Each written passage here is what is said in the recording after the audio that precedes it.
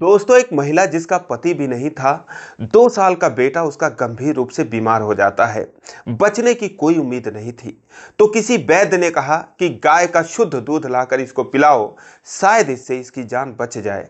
और फिर वो महिला कहीं से एक गाय ले आती है। गाय के साथ एक बछड़ा था। कुछ दिन में वो बच्चा दूध पीकर ठीक हो जाता है। गाय भी अपनी जगह पर चली जाती है, लेकिन वो जो बछड़ा था वो वहीं पर रह जाता है। धीरे धीरे वो बछड़ा बड़ा हो गया, 3 साल का हो गया, बैल बन गया। और दोस्तों, फिर उस बैल में और उस महिला में इतना प्रेम हो जाता है कि जिसका कोई हिसाब नहीं होता। लेकिन पैसों की तंगी की वजह से एक दिन उस महिला को वो बैल बेचना पड़ता है। लेकिन अफसोस कि ना तो वो महिला उसके बिना रह पाती है और ना ही वो बैल जहां पर जाता है वहां पर उस महिला के बिना रह पाता है। खाना पीना वो छोड़ देता है। और फिर एक दिन कुछ ऐसा होता है कि लोग यही कहेंगे कि वो बैल नहीं था, उस महिला के लिए भगवान बनकर आया था। दोस्तों, एक बहुत ही शानदार कहानी है। आइए जानते हैं पूरी कहानी इस वीडियो में। लेकिन वीडियो में आगे बढ़ने से पहले बस वही रिक्वेस्ट कि वीडियो को लाइक कर दीजिए, चैनल को भी सब्सक्राइब कर लीजिए ताकि मेरा हौसला बढ़ता रहे। दोस्तों, एक कहानी ऐसी है कि जिसे सुनकर कुछ पुरानी यादें, सुनहरी यादें ताज़ा हो सकती हैं। ये कहानी है उत्तर प्रदेश के अयोध्या की एक महिला जिसका नाम सुधा होता है। उसकी शादी को 5 साल हुए थे कि अचानक से एक दिन उसके पति की तबीयत खराब हो जाती है। फूड पॉइजनिंग हो जाती है, क्योंकि कुछ खाना था जो कि खराब हो चुका था। अप्रैल का महीना था, तो उसका पति उसे खा लेता है और फिर फूड पॉइजनिंग की वजह से उसकी मौत हो जाती है। उस समय उसका एक 2 साल का बेटा था जिसका नाम मोनू होता है। कुछ दिन बाद मोनू भी बीमार पड़ गया। अब बेटे की गंभीर हालत देखकर सुधा परेशान हो जाती है। बहुत सारे डॉक्टरों को दिखाती है। तभी एक डॉक्टर जो सलाह देते हैं उसी अनुसार वो एक गाय लेकर आती है। जो गाय थी वो सुधा की बहन ने दी थी। उसके साथ एक बछड़ा होता है। जब गाय आती है तो उसका दूध वो निकाल कर मोनू को पिलाने लगती है। धीरे धीरे मोनू ठीक हो जाता है। अब ये 2001 की कहानी है, जिस समय सभी लोगों के घर में गाय बछड़े लगभग हुआ करते थे और उस समय दूध की इतनी भी जरूरत किसी को नहीं होती थी। लेकिन गाय जो है वो दूध ज्यादा देती थी, तो अपने मतलब का सुधा निकाल लेती थी। बाकी का दूध जो है उस बछड़े को, जिसका नाम उसने जुगनू रखा था, उसको पिला देती थी। धीरे धीरे गाय ने दूध देना भी बंद कर दिया। उसके बाद फिर उसने गर्भाधान किया, तो फिर वो उसे अपनी बहन के यहाँ छोड़ आई। बोली, बहन ले तू अपना गाय, लेकिन बछड़ा मैं नहीं दूंगी, क्योंकि बछड़े से मोनू बहुत प्यार करता है और मेरा भी इसे छोड़ने का मन नहीं करता। बहुत ही प्यारा है, बहुत ही अच्छा है। उसकी बहन कहती है, कोई बात नहीं, तेरे पास ही रहने दे। धीरे धीरे समय बीतता गया। 2 साल बाद बछड़ा काफी बड़ा हो गया, वो एक बैल बन गया और उसके ग्राहक आने लगे, क्योंकि उस समय बैलों की डिमांड ज़्यादा थी। खेती वगैरह ज़्यादातर बैलों से होती थी। कहीं 10-20 गांव में एक ट्रैक्टर हुआ करता था और बैलगाड़ी वगैरह भी खींची जाती थी, हल जोते जाते थे। तो इसीलिए बैलों की डिमांड ज़्यादा थी, ग्राहक आने लगे। लेकिन सुधा के पास बहुत परेशानी थी। कभी कभी खाने के लाले तक पड़ जाते थे, लेकिन वो जुगनू को नहीं बेचती है। कहीं अगर काम करने जाती तो जुगनू उसके साथ चला जाता। वो खेतों में मजदूरी वगैरह क्योंकि उसे करना पड़ता था, वो खेतों में काम करती तो वो बगल में बैठा रहता था, मेड़ पर बैठा रहता था, उसका इंतजार करता था। उसके ऊपर जो मोनू था वो कभी पीठ पर चढ़ जाता, कभी उसका पूंछ खींचता, कभी कान खींचता, उसके साथ खेलता रहता। जुगनू उसे कुछ भी नहीं बोलता। लेकिन अब जानवर तो जानवर होते हैं। जब भूख लगती थी तो उठकर इनके उनके खेतों में चल लेता था, जिससे जो लोग थे वो सुधा से लड़ाई कर लेते थे। वो जुगनू को मारने के लिए दौड़ते थे। सुधा कहती थी कि मुझे जो मर्जी कह लो, लेकिन जुगनू को मत मारा करो। तो इस तरीके से उन दोनों का प्रेम था। दोस्तों, धीरे धीरे 3 साल बीत गए। जो सुधा थी उसका कोई सहारा था नहीं, सास ससुर भी नहीं थे। एक उसका नंदोई था, यानी कि ननद का पति था। वो कभी कभार आता था, उसकी कुछ मदद कर दिया करता था। लेकिन धीरे धीरे उसकी नीयत सुधा के ऊपर खराब हो जाती है। सुधा जो है 25-26 साल उसकी उम्र थी। तो जो नंदोई उसका था वो उससे नजदीकियां बढ़ाने लगता है। सुधा सुंदर भी थी, सोचता है कि अकेली है और जो है मेरे बस में आ जाएगी। लेकिन सुधा जो है एक सच्ची महिला थी। वो जो है उसकी बात नहीं मानती है, उसके प्रलोभन को इनकार कर देती है। इससे जो उसका नंदोई था वो चिढ़ जाता है अब वो उससे जो है ज़बरदस्ती करने की कोशिश करता है। तो वो कहती है कि अगर आप ऐसा करेंगे तो मैं रिश्तेदारों में कह दूंगी और ननद से बता दूंगी। अब वो जो है कहता है ठीक है। वो अपने पैसे मांगने लगता है और वो पैसे उसने तब दिया था सुधा को जबकि सुधा के पति की तबीयत खराब थी। हॉस्पिटल में जब वो भर्ती था, उसके बाद तो उसकी मौत हो जाती है। कुछ क्रियाक्रम में कुल मिलाकर वो बोला कि मैंने 10,000 रुपये दिए हैं। उस समय उसने कहा था मुझे पैसे नहीं चाहिए, लेकिन जब ये उसकी बात नहीं मानती तो वो पैसे मांगने लगता है। वो कहता है कि मुझे मेरे पैसे चाहिए या फिर मैं जैसा कह रहा हूं वैसा मान लो। वो कहती है कि हरगिज नहीं, लेकिन मैं पैसे कहां से दूं, मेरे पास पैसे हैं नहीं। वो कहता है कि जुगनू को बेच दो। सुधा कहती है कि नहीं, मैं इसको नहीं बेच सकती। फिर कहता है कि तो फिर मेरी बात मान लो, मुझसे ज्यादा तो तुम्हें बैल से प्यार है। अब वो क्या करे, उसके समझ में नहीं आता, लेकिन वो कहती है कि चाहे जो हो जाए मैं नहीं बेच सकती। अब सुधा के समझ में नहीं आता वो करे तो क्या करे। फिर वो अपनी ननद को सारी बात बता देती है कि ऐसे ऐसे मुझे परेशान करते हैं और मुझसे संबंध बनाने की कोशिश करते हैं। अब जो उसकी ननद थी वो सुधा के ऊपर ही भड़क जाती है, क्योंकि जो उसका नंदोई था वो अपनी पत्नी का कान भर रखा था। सुधा की ननद का पहले से ही कान भर रखा था कि अकेली है और कई लोगों से उसका ऐसे बातचीत है और उनसे रिलेशन है। जब वो खुद हासिल नहीं कर सका तो उसके बारे में, उसके चरित्र के बारे में उसने अपनी पत्नी से तमाम झूठी बातें बता रखी थी। और यही बात जो है वो सुधा को बताती है कि तुम्हारा चरित्र ठीक नहीं है और तुम मेरे पति पर इल्जाम लगा रही हो। तो ठीक है, तुम हमारे पैसे दे दो, कोई बात नहीं, और हमारा भाई तो रहा नहीं, तो तुमसे क्या मतलब, तुम पैसे दे दो चाहे जैसे दे दो। जब वो ये बात बोलती है और जो उसका नंदोई था वो अत्य कर देता उन पैसों के लिए, बार बार साइकिल उठाता और उसके घर पे आ जाता।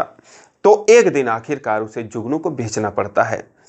10,000 रुपये में वो किसी के हाथों बेच देती है और उसके बाद फिर वो फूट फूट कर रोती है। जो मोनू था वो भी 5 साल का हो चुका था, वो भी रोने लगता है। माँ बेटे जुगनू के लिए रोते हैं। वो चला जाता है वहाँ से और उसके बाद वो ले जाकर पैसे अपने ननद के हाथ पर रख देती है, कहती ये लो बहन तुम्हारे पैसे। लेकिन दोस्तों जब 4 दिन बीतते हैं तो जो जुगनू को खरीद कर ले गया था वो भागा भागा आता है और कहता है कि तुमने तो मुझे ठग लिया और मेरे पैसे मुझे वापस दो। सुधा बोलने लगी क्या बात है, कैसे मैंने तुम्हें ठग लिया, और मेरा बैल तुम ले गए, जान से ज़्यादा मुझे प्यारा था वो, और तुम कह रहे हो कि मैंने ठग लिया। वो कहता है कि 4 दिन से ना तो वो खा रहा है ना कुछ पी रहा है, बस आंसू बहाया जा रहा है, तो मैं उसे किसी को बेच दूंगा। क्योंकि जब सुधा ने उसको वो बैल दिया था, जुगनू को दिया था, तो हाथ जोड़कर बोली थी कि इसको भैया तुम बेचना मत, जैसे ही मेरे पास पैसे होंगे तो मैं तुम्हें इससे ज़्यादा पैसे दे दूंगी जो तुम दे रहे हो मुझे, और उसके बाद मैं उसको अपने पास ले आऊंगी। तो यही सोचकर वो आता है, कहता है मैं कहीं उसको बेच दूंगा या फिर मेरे पैसे दो और उसको लेकर चली आओ। वो कहती है पैसे तो है नहीं। कहता है ठीक है, चलो 2-4 दिन मेरे घर पे रहो, उसको खिलाओ पिलाओ, जब उसकी आदत पड़ जाएगी तो तुम चली आना। सुधा जो है उसके साथ चली जाती है, मोनू भी चला जाता है, उसका बेटा चला जाता है। उसके बाद जैसे ही उनको देखता है, जुगनू बैठा था खूंटे पर, उठकर खड़ा हो जाता है, अपना पूंछ वगैरह हिलाने लगता है, कान वान हिलाने लगता है, उछल कूद मचाने लगता है। सुधा उसके पास जाती है तो उसके गर्दन पर अपना सर रख देता है। सुधा कहती है जुगनू खा क्यों नहीं रहे हो, खाओ। अब दोस्तों उसके पास जो घास भूसा पड़ा था वो उसको खाने लगता है। 4 दिन का भूखा था, सब खा जाता है, 2 बाल्टी पानी भी पी लेता है। उसके बाद वो जो है सुकून की सांस लेती है। अब दोस्तों जो किसान था जिसका नाम जवाहर होता है, जो बैल खरीद कर ले गया था, उसके पास खेती बाड़ी थी, काम थे उसके पास ज़्यादा, कभी कभी मजदूर भी आ जाया करते थे। तो सुधा ने कहा कि ऐसा है कि आपको तो मजदूरों की ज़रूरत है, तो मैं आपके यहाँ कुछ दिन काम कर लेती हूँ और जब आपको लगे कि आपके 10,000 पूरे हो गए हैं तो आप जुगनू को मुझे दे देना, मैं इसको लेकर अपने घर चली जाऊँगी। वो कहता है ठीक है, तो 500 रुपये महीने पर तुम काम कर लो और 20 महीने में तुम्हारा जो है पैसा चुकता हो जाएगा, तुम इस बैल को लेकर चली जाना। अब वो कहती है चलो ठीक है। वो वहीं पर रहने लगती है अपने बच्चे के साथ, दिन रात काम करने लगती है। जवाहर के और भी परिवार थे, उसकी पत्नी थी, बच्चे थे, तमाम चीज़ें थीं, तो वो उन्हीं परिवार के साथ एक साइड में कहीं रहने लगती है। उसको उसने एक झोपड़ी दे दिया कि यहीं पर तुम रहो। अब वो जो है काम करते करते 5-6 महीने बीत गए। तो जवाहर की पत्नी ने कहा कि सुधा ने काफी काम कर दिया है, और वैसे भी जुगनू आया है तब से काम ही कर रहा है, बैलगाड़ी वगैरह खींचता था, गन्ना वगैरह लाद के वो ले जाता था। तो खुद जवाहर की पत्नी ने कहा कि छोड़ दो इन दोनों को, जाएं अपने घर जाएं। और बेचारी कितनी दुखी है एक बैलों के लिए। अरे वहां जाएगी तो कहीं शादी विवाह करेगी, अभी 25-26 साल इसकी उम्र है, बैल के पीछे परेशान है, इसकी मति मारी गई है, तुम्हारी भी मति मारी गई है, अरे छोड़ दो, जाने दो। लेकिन अब जवाहर को मुफ्त का लेबर मिला था, 500 रुपए कोई बहुत ज्यादा होते नहीं है। वो कहता है नहीं, जब पूरे होंगे तभी मैं दूंगा। तो इसी तरीके से चलता रहा और 3-4 महीने बीत गए। तभी जवाहर के एक रिश्तेदार थे जो कि नायब तहसीलदार थे, क्लास 2 के ऑफिसर थे, बहुत अच्छे आदमी थे, करीब 37-38 साल उनकी उम्र थी। वो आते हैं और उसके बाद बहुत दिनों बाद वो जवाहर के घर आते हैं। फिर वहां पर जब वो सुधा को देखते हैं, उसकी कहानी सुनते हैं, तो वो जवाहर से कहते हैं यार जवाहर, तुम यार बड़े अत्याचारी आदमी हो, और तुम यार इस महिला को अपने पास रखे हुए हो, वो भी बेचारी बैल के लिए इतनी तपस्या कर रही है, और इनके बीच इतना अभूतपूर्व प्रेम है, तुम यार प्रेम की भाषा समझते नहीं हो यार, कम से कम छोड़ दो यार। जवाहर की पत्नी बोलती है कि मैं भी तो यही कह रही हूँ, ये मानते ही नहीं। तो तहसीलदार साहब जो थे वो बोलते हैं कि यार जवाहर, ये तुम गलत काम कर रहे हो, इसका बच्चा जो है बताओ, उसकी पढ़ने की भी उम्र हो गई है, तुम्हारे घर पे वो भी पड़ा है, तो इसको छोड़ दो। इसका पति क्या करता है? तो जवाहर की पत्नी कहती है कि पति कहाँ है, वो बेचारी विधवा है, पति तो है ही नहीं। अब जैसे ही ये सुनते हैं नायब तहसीलदार साहब, वो तो अवाक रह जाते हैं, क्योंकि दोस्तों उनकी भी पत्नी नहीं थी। वो कहते हैं पत्नी तो मेरी भी नहीं है। तो जवाहर की पत्नी कहती है कि क्या मतलब आपका? वो कहते हैं कि मैं जो है क्या ही बताऊं, तुम जानती हो कि मेरी पत्नी से कैसा रिश्ता था, उसने कभी मुझे चैन से जीने नहीं दिया। और बताओ, एक ये नारी है, धन्य है, जो कि एक बैल की वजह से इतना तपस्या कर रही है, और काश मेरी पत्नी भी ऐसे होती। अब दोस्तों जो नायब तहसीलदार साहब थे, उनकी जो पत्नी थी वो भी बड़े घर की बेटी थी, वो भी एक अधिकारी थी। 5 साल शादी को हो गए थे, लेकिन कभी उसने जो है उन्हें चैन से जीने नहीं दिया। वो उनसे कहती थी कि अपने माता पिता और सारे लोगों से रिश्ता तोड़ लो और चलकर लखनऊ में घर बना लो, वहीं पर रहेंगे, अपनी अपनी ड्यूटी करेंगे, जब छुट्टी होगी तो वहां पर आया करेंगे। वो दोस्तों उसकी बात मान भी लेते हैं, लखनऊ में जाकर घर भी ले लेते हैं, सब कुछ कर लेते हैं, फिर भी उसने कभी उन्हें चैन से जीने नहीं दिया। इस बात से जो है जो नायब साहब थे बहुत दुखी थे। और फिर उसके बाद जब काफ़ी हद हो गई तो उन्होंने खुद अपनी पत्नी को 5 लाख रुपए देकर और उससे जो है तलाक ले लेते हैं, करीब 2001-2 में ही। और फिर उसके बाद अपने माता पिता के साथ सुकून भरी जिंदगी जी रहे थे। अब उसके बाद चूंकि वो नायब तहसीलदार थे, बहुत लोग शादी का प्रस्ताव लेकर आते हैं, लेकिन वो इतने डर चुके थे, इतने दुखी हो चुके थे कि वो बोले कोई बात नहीं, मैं अपने माता पिता के साथ ही रहूंगा और मैं अब शादी नहीं करूंगा। तो दोस्तों इस तरीके से वो प्रताड़ित हो चुके थे। फिलहाल अब वो अकेले जी रहे थे। लेकिन जब वो सुधा को देखते हैं और जब सुनते हैं कि ये विधवा है, तो फिर उनके मन में जो है एक लालसा उत्पन्न होती है। वो वहां पर 3 दिन रह जाते हैं। जवाहर की पत्नी भी बोलती है कि अगर आप इसके बारे में सोच रहे हैं तो कम पढ़ी लिखी है, 4वीं-5वीं तक पढ़ी है, लेकिन आपके घर को ये स्वर्ग बना देगी, बहुत अच्छी महिला, इसका चाल चलन भी बहुत अच्छा है। अब नायब साहब जो है वो 3 दिन वहीं पर जवाहर के घर पर रुक जाते हैं, सुधा को जानने समझने की कोशिश करते हैं। और फिर सुधा तो थी ही, एक बहुत अच्छी महिला थी, सुंदर भी थी, करीब 27-28 साल उसकी उम्र थी। तो वो जो है सोचते हैं चलो सुधा से अब बात की जाए। तो फिर वो सुधा के पास आते हैं और उससे बोलते हैं कि मैं तुमसे कुछ कहना चाहता हूँ। सुधा बोली, कहिए साहब, क्या बात है? वो कहते हैं तुम्हें सिर्फ जानवरों से प्यार है या फिर इंसानों से भी कुछ लगाव है? वो कहती है कि क्या मतलब है? वो कहते हैं कि मैं 3 दिन से यहाँ पर हूँ और सच बताऊँ तो मैं आपके लिए ही रुका हूँ, वरना मेरे पास तो इतना समय है नहीं, सरकारी मुलाजिम हूँ। वो कहती है कि साहब आप मेरे लिए क्यों रुके हैं? वो कहते हैं कि क्योंकि मैं तुमको चाहने लगा हूँ, क्या तुम मेरे साथ जिंदगी बिता सकती हो? मैं तुमसे शादी करना चाहता हूँ। अब इतना सुनते ही जो सुधा थी वो रोने लगती है। तहसीलदार साहब बोलते हैं कि क्या हुआ, मैंने कुछ गलत बोल दिया? वो कहती है कि साहब क्यों गरीब का मजाक उड़ा रहे हो, कहाँ है आप, कहाँ मैं। तो वो कहते हैं कि अरे मेरी भी पत्नी नहीं है।